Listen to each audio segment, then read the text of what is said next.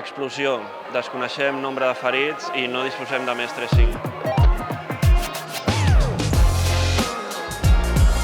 Quan vaig començar el cicle d'emergències sanitàries, sabia que volia aprendre a actuar en situacions crítiques i ajudar a les persones en moments complicats. Durant la formació he après tant habilitats tècniques com personals per assistir pacients, ja siguin serveis no urgents o en emergències greus on cal una resposta ràpida. En aquest vídeo podeu veure un simulacre que vam fer conjuntament amb els alumnes del cicle de cures d'auxiliar d'infermeria, on ens vam posar a prova en situacions realistes.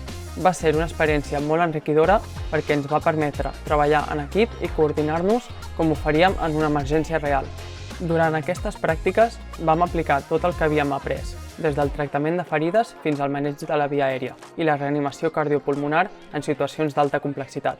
El que més m'ha aportat aquesta experiència i el cicle en si és la capacitat de treballar en equip, saber reaccionar amb rapidesa i, sobretot, garantir la seguretat i el benestar dels pacients en qualsevol situació. Si t'interessa el món de les emergències com a mi i vols aprendre de manera pràctica, aquest cicle és per a tu.